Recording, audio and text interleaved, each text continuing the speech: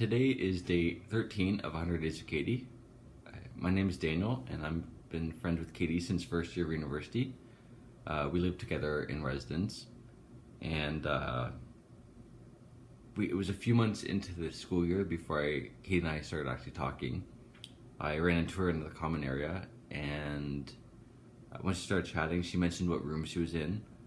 And at that point, I realized that she was actually the person that was living directly above me in the residence. So I thought I'd ask her what this thumping noise that I often heard, especially on weekends late at night.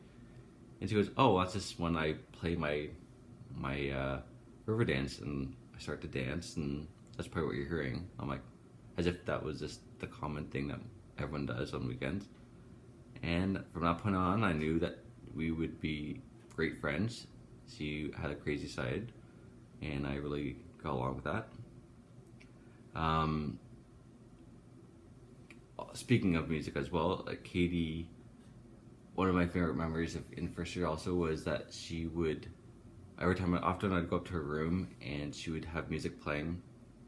And I remember the one time Toxic from Britney Spears came on, and she was like, "You know what, if I was directing the music video and the choreography, I totally would have, at this part I would have totally thrown in this little like shake here and this." And it always made me laugh the way she was so creative with her music. That being said, Katie was also, one of the things I'm most grateful for Katie is how supportive she is as a friend. In first year, her and I were going through similar situations with our family, and because of that, Katie was always there to give me advice on what worked for her, or even just to listen to me, and it was very helpful. As well, she was one of my greatest supporters when I came out, and it was one of my tougher moments, but Katie was there and really was a great friend for me then. Even academically, she's really been there to support me. I remember we both had an exam the next day, and I was telling her I was definitely not ready for this exam, and she goes, "Oh, it's all good. Like, we'll meet up in the common area, and we'll study together." So we pulled basically an all-nighter, and Katie had a little reward system that every hour that we studied, she would reward us. We would get an reward for studying for the whole hour.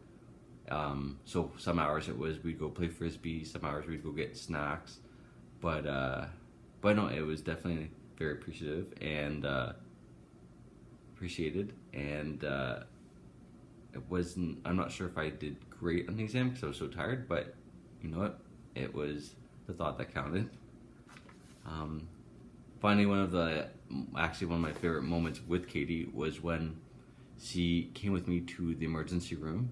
It was near the end of the school year, and we were horsing around. There may have been alcohol involved, pretty sure. And I was running back into the room, and my head hit the corner of the metal door, and I busted it open. And Katie, knowing how anxiety-ridden I am, was like, "Oh, you're fine. You're good." But our CA sent us to the emergency room to get stitches. Katie was trying to keep me calm and distracted, so I was kind of stressing a little bit about the stitches. But she was kind of entertaining me in the room. She was modeling the medical equipment, and at one point, she tried to go to the washroom and rip the door handle right off the door. So yeah, it was definitely an adventurous evening, but I would never take that back. It was a great night, and I still have my little keepsake from that night that someone made me, with the sticker that was on my back while I was at the hospital at the time, and the eye patch that Katie found on the ground for me.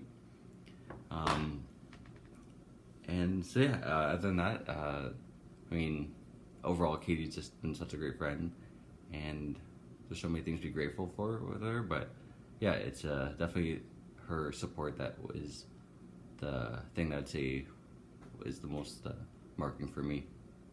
So yeah, that's it.